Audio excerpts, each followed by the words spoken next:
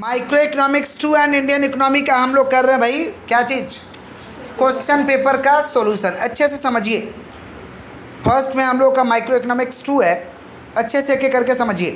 Group A, पहला question है विच one of the following is not a feature of monopolistic competition. इसमें से कौन सा मोनोपोलिस्टिक कंपटीशन का फीचर्स नहीं है। देखिए मोनोपोलिस्टिक कंपटीशन का इसमें से सारे के सारे फीचर्स है सी को छोड़ के। होमोजीनियस प्रोडक्ट, मोनोपोलिस्टिक मार्केट में जाओगे ना तो गुड्स होमोजीनियस में मिलता है और हेट्रोजीनियस में मिलता है, माना डिफरेंशियल प्रोडक्ट होता है। कौन सा प्रोडक्ट होता है? डिफरेंशियल। जैसे आपके आसपास में जो भी बाजार हो मोनोपोलिस्टिक कहलाता है, जो आपके आसपास में जो भी बाजार हो क्या कहलाता है? मोनोपोलिस्टिक। तो इसमें पूछा कौन सा फीचर्स नहीं है, सी नंबर करेक्ट आंसर होगा। 2 number, in oligopoly the shape of demand curve of A form is. Oligopoly में डिमांड कर्व का शेप कैसा होता है? समझ पा रहे हैं क्या बोल रहे हैं? ऑलिगोपोली में डिमांड कर्व का शेप जो होता है ना ही डाउनवर्ड होता, ना ही हॉरिजॉन्टल होता, ना वर्टिकल। डी नंबर होगा। समझ पा रहे हैं क्या होता है? इनडिटरमिनेट। इनडिटरमिनेट का मतलब ये डिटरमाइन नहीं किया गया। समझ पा रहे हैं क्या बोला कि नहीं समझ पा रहे? इनडिटरमिनेट समझ पा रहे, क्योंकि कट हो जाता है। याद करो ऑलिगोपोली का कर्व दिखाए थे, ऐसे कट हो जा रहा था, याद है? ऐसे कट हो जा रहा था, ऐसे ऐसे टूट जा रहा था। तो इनडिटरमिनेट, इसको किंग शेप भी कह रहे थे, याद है? ये वाला इसको क्या कह रहे थे? Kink shape. समझ रहे? आइए उसके बाद देखिए क्या है 3 number, in oligopoly dash Sweezy model more will difference between price elasticity of demand for 2 parts of the demand curve. बोला जा रहा है कि ऑलिगोपोली में एक स्वीजी मॉडल है जहाँ पे बहुत ज़्यादा डिफरेंस हो जाता है प्राइस इलास्टिसिटी ऑफ डिमांड और 2 parts of the demand curve में। करेक्ट आंसर ए होगा। The more will be discontinuity of MR curve, क्योंकि एमआर कर्व क्या होता है? डिसकंटिन्यूटी। अभी तो दिखा है एमआर कर्व कैसे टूटेगा, डिसकंटिन्यूटी कैसे हो जाता है, अभी तो दिखा है। पॉल स्वीजी इसी कर्व को तो दिया था, ऐसे एमआर कर्व ऐसे हो जाता है, मान टूट जाता है, डिसकंटिन्यू हो जाता है। उसके बाद देखो क्या नेक्स्ट क्वेश्चन क्या, देखिए 4 number, in perfectly competitive market in the market in the product market single variable factor of A firm demand curve for the factor is given. सुनिएगा ध्यान से, परफेक्टली कंपटिटिव मार्केट में प्रोडक्ट का जो market का दाम होगा, समझ पा रहे हैं, वो क्या चीज़ को हम लोग पे करते हैं? Value of margin product curve. A number होगा 4 का ए। चलिए 5 में आइए, 5 बगल में क्वेश्चन है, the percentage of work force engage in primary sector. Primary sector समझते हैं आप लोग? प्राइमरी सेक्टर मतलब क्या? जहाँ पे खेती बाड़ी का काम चल रहा, पशुपालन का काम चल रहा, उसे हम क्या कहते हैं? प्राइमरी सेक्टर कहते हैं। तो प्राइमरी सेक्टर में कितने % लोग इंगेज है भाई? 45 से लेकर 55%। याद करिएगा, रिवीजन इकोनॉमिक्स करने के बाद पेपर आपको पूरा याद होना चाहिए, नहीं तो खतरा से खाली नहीं होगा। समझ पा रहे हैं क्या बोल रहे हैं? चलिए 45 से लेकर कितना %? 55%। चलिए आगे बढ़ते हैं। 6 number, in Indian economy sectoral distribution of national income show. Indian economy में sectoral distribution of national income क्या चीज़ को शो करता है? करेक्ट आंसर बी होगा। Decrease in contribution of primary sector is nil and increase in contribution of secondary and tertiary. सुनो ध्यान से, सेक्टरल डिस्ट्रीब्यूशन जब से हुआ ना, प्राइमरी सेक्टर पर लोग कम ध्यान देने लगा, सेकेंडरी और टर्शियरी पे ज़्यादा ध्यान देने लगा। सेकेंडरी माने मैन्युफैक्चरिंग का काम करना, कंस्ट्रक्शन का काम करना, और टर्शियरी माने सेवा उद्योग, बैंक, इंश्योरेंस, वेयर हाउस। समझ पा रहे? इलेक्ट्रिसिटी, ये सारी चीज़। आओ आगे बढ़ते हैं। नेक्स्ट देखिए क्या है 7 नंबर में, देखिए in the national income in India in 2016-17 the contribution of primary sector. National income में प्राइमरी सेक्टर का कितना कंट्रीब्यूशन है? 15 से 25%। 15 से 25%। चलिए 8 नंबर में, विच one of the following is not the, समझ पा रहे हैं, cause of low productivity in Indian agriculture. इसमें से कौन सा इंडियन एग्रीकल्चर के लो प्रोडक्टिविटी का कारण नहीं है? समझ पा रहे हैं क्या बोल रहे हैं? Better banking facility, better banking, समझ, not the causes of low. तो बैंकिंग फैसिलिटी हो तो खेती से क्या कमी है? खेती से क्या उसका कनेक्शन है? समझ पा रहे हैं? चलो डी नंबर कारण नहीं है, बाकी सारा कारण है। Better banking facility. 9 number, in monopoly market the firm is. Monopoly market में फॉर्म कैसा होता है? Price maker. कैसा होता है भैया? Price maker. हम परफेक्टली कंपटीटिव में क्या था? प्राइज मेकर और टेकर, बट परफेक्टली कंपटीटिव तो है नहीं सिलेबस में। मोनोपोलिस्टिक था तो उसका क्या था, प्राइस मेकर और टेकर। लेकिन इसमें सिर्फ और सिर्फ क्या होता है, प्राइस मेकर। प्राइस मेकर माने मोनोपोलिस्टिक कंपटीशन में प्राइस खुद तय, मोनोपोली में क्या होगा, प्राइस वो लोग खुद तय करेंगे। जैसे सीएससी का प्राइस आप थोड़ी ना तय करते हैं, रेलवे का प्राइस आप थोड़ी ना तय करते हैं, समझ रहे हैं क्या, वो खुद तय करता है, तो प्राइस मेकर। चलो 10 number, in monopoly if price elasticity of demand relatively inelastic e less than 1 than, समझ पा रहे हैं क्या बोल रहे हैं, तो क्या हो जाएगा भाई, M R less than 0, D number होगा, M R less than 0। 11 number में आएगी, इन इक्विलिब्रियम में monopoly form in the long run, जब इक्विलिब्रियम हो जाता है तो क्या अराइज होता है, सिर्फ और सिर्फ नॉर्मल प्रॉफिट, सिर्फ और सिर्फ माने बैलेंस हो जाएगा, बराबर हो जाएगा, total cost equal to total revenue हो जाएगा, तो उसको कहेंगे normal profit. 12 number, social cost of monopoly arises because in the market, social cost of monopoly क्यों अराइज होता है भाई, प्राइस क्या हो जाता है, greater than marginal cost, price greater than marginal cost. Next, among the following which one is not the basic of objective behind disinvestment in India, इसमें से कौन सा डिस इन्वेस्टमेंट का भाई ऑब्जेक्टिव नहीं है, समझ पा रहे हैं क्या बोल रहे हैं, basic objective behind, not the basic objective behind disinvestment in India. Disinvestment का मतलब होता है कि सरकार कहता है कि मेरा जहाँ ज़रूरत नहीं है वहाँ हम नहीं रहेंगे, वहाँ से हम अपना पैसा निकाल देंगे, प्राइवेट को दे देंगे। इसी पे लोग कह रहे हैं ना कि सर मोदी जी ने देश को बेच दिया, ऐसा थोड़ी है, सरकार का जहाँ ज़रूरत नहीं वो नहीं होना चाहिए। ये तो economic reforms 1991 P Rao Narasimha देश के प्रधानमंत्री थे, वो लाए थे, उसी के मॉडल पे देश चल रहा है, आज कुछ नया नहीं लाया गया। तो 1991 में इसका नींव रखा गया था, बिल्डिंग बनता है ना, तो बिल्डिंग का नींव रखा जाता, धीरे धीरे बनते रहता बिल्डिंग उस पर, समझ रहे हैं क्या बोल रहे हैं। तो डिस इन्वेस्टमेंट, समझ रहे हैं क्या बोल रहे हैं। नेक्स्ट क्वेश्चन क्या है बाबा, क्या क्वेश्चन था,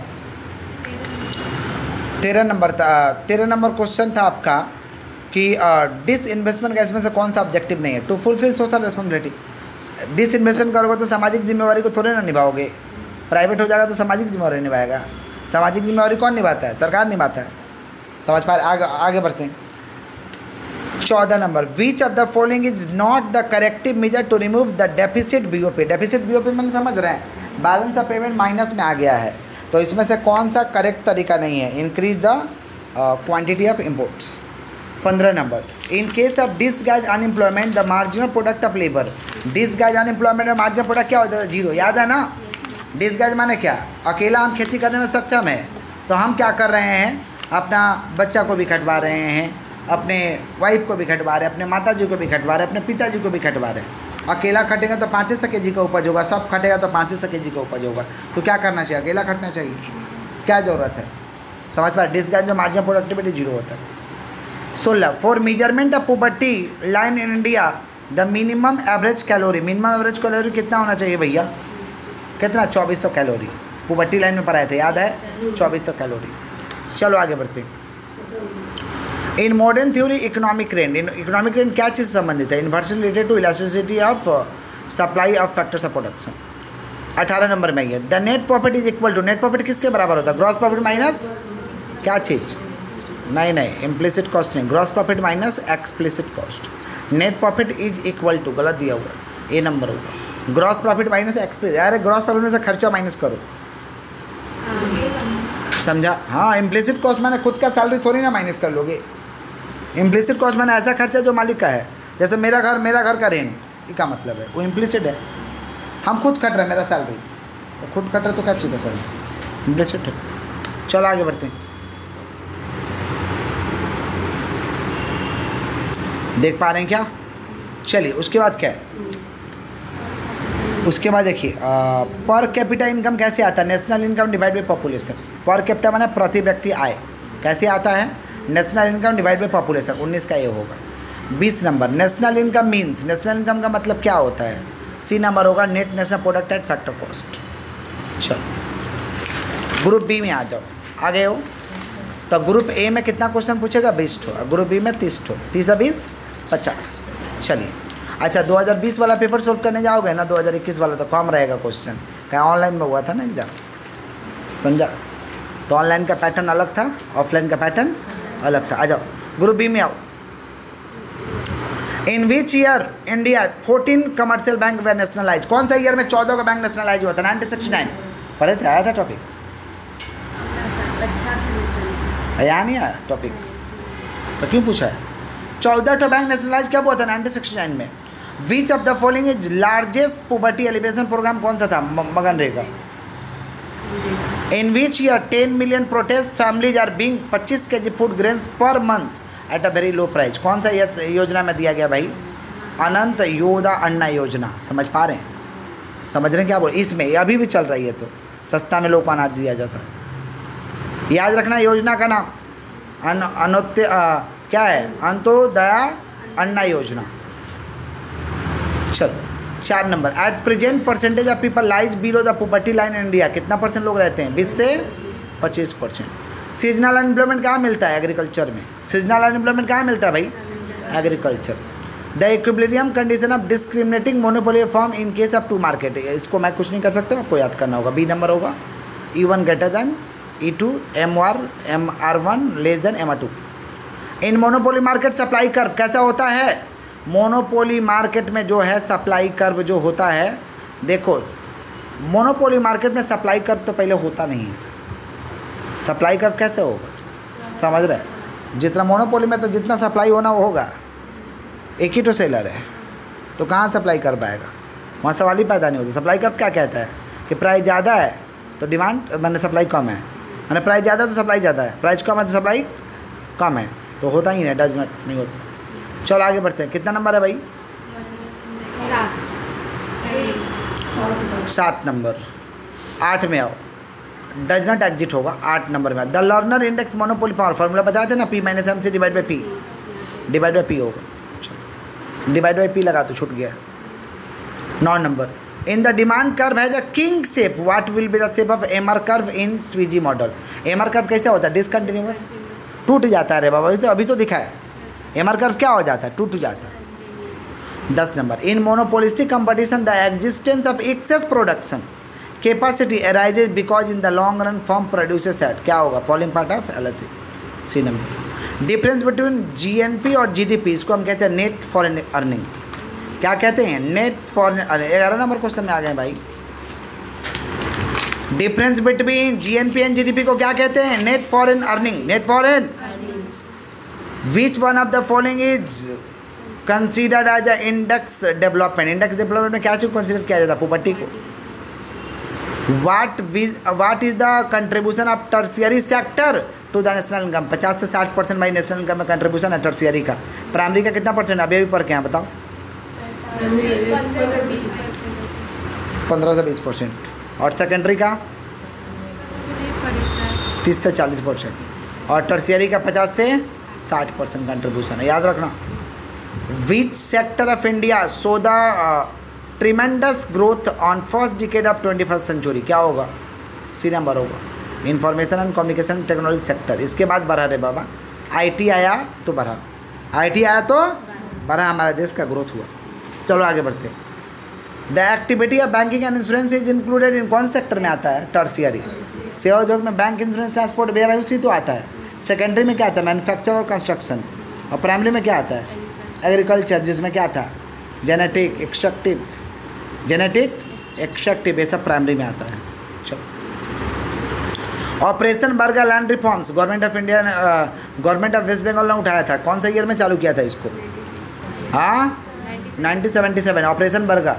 यहाँ पे इलीगल ज़मीन ज़्यादा है ना, तो शेयर क्रॉपर का नाम लिखा ऑपरेशन बर्गा के तहत। इसका मालिक पहले ज़मींदार था। इसका मालिक कौन था? ज़मींदार। सरकार बोला आइए आइए आप हमको भरा दीजिए, आपको मालिक बना रहे, ज़मींदार को छोड़िए। अभी भी केस चल रहा बंगाल में। चलो 17 number. Which among the institution is regarded as apex rural financial institution. सुनो ध्यान से। गांव में लोन देने वाला एपेक्स फाइनेंशियल इंस्टीट्यूशन कौन सा है? माने मेन कौन सा है? समझ पा रहे हैं?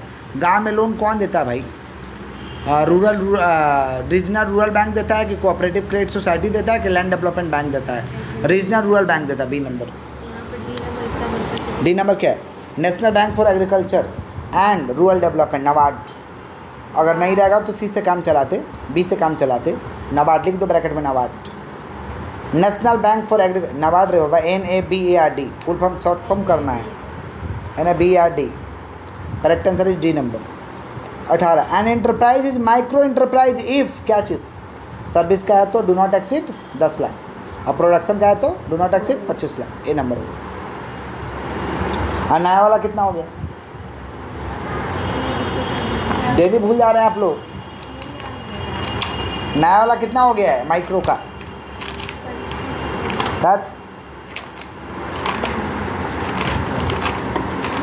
चलो नया वाला का हम वीडियो बना देंगे अलग से। चलो आउट टॉपिक पर। कहाँ पे हम लोग? In the last few decade through out the world the market FDI was directed towards, कौन सा किधर बढ़ा भाई? Service sector. सर्विस सेक्टर की तरफ गया सारा। Which of these sources is not institutional source of rural credit? क्या होगा? Money lender. ये लोग नहीं देता है भाई, खेती करने के लिए किसी को पैसा नहीं देता है लोग। Rural lenders. 21 one important example of cartel. Cartel माने क्या होता है? मिल जाना, प्राइस को बढ़ा देना। एग्जाम्पल होगा OPEC। If the monopolist faces linear demand curve slope will be, कैसा होगा? Half of the slope curve of the MR curve. C number होगा। In Sweezy kink demand curve model price is, कैसा है? Rigid है। A monopolistic competitive form in the long run equilibrium earn, कौन सा profit earn करता है? Normal profit. If the normal rate of return, अच्छा monopolistic competition long run में सिर्फ और सिर्फ क्या होता है? नॉर्मल प्रॉफिट होता है। समझ पा रहे हैं? उसके बाद देखिए क्या, if the nominal rate of interest 12% and inflation rate 8%, what is the real rate of interest? Nominal rate of return 12% है और महंगाई बढ़ गया 8% से। अरे 12% मिला तुमको, 8% से महंगाई बढ़ गया तो तुमको वास्तव में कितना मिला? 4%। 12 माइनस 8%, लिख दो वहीं पे, 12 minus 8, 4%। Nominal rate of interest minus inflation का रेट हो गया। उसके बाद देखो क्या, if leisure up preferable to wage income then individual labour supply curve, कैसा होता है? Labour supply curve backward bending. Labour का सप्लाई कर्व कैसा होता है? Backward bending. पढ़ाया गया था सारे चीज। Quasi rent is equal to TR minus TBC, TR minus TBC। 28 number में आएगी। When the firm employ 2 unit of variable factor, total production 50, total production becomes 65 unit अब 3 units of labour, what is the marginal physical product? 50 बनना चाहिए, बना 65, 65 में से 50 जाएगा, कितना बचेगा? मार्जिनल पूछेगा तो बड़ा वाला में से छोटा को घटा दिया जाता है। मार्जिनल पूछेगा ना तो बड़ा वाला में से छोटा को घटा दिया जाता है। 65 माइनस 50, 15 होगा। If BMP greater than MRP then W, क्या होगा? There is monopolist exploitation. 29 के भी 30 नंबर में आइए। Rent is high because corn is high. फसल महंगा होगा तो रेंट भी महंगा होगा अकॉर्डिंग टू विच थ्योरी? कौन बोला था? Modern theory. कौन बोला था इसको? Modern theory. एक बार वापस से आप लोग वीडियो को घुरा के देख लीजिएगा, वीडियो रिकॉर्डिंग हुआ है, और एक बार देख लीजिए क्या है नहीं है।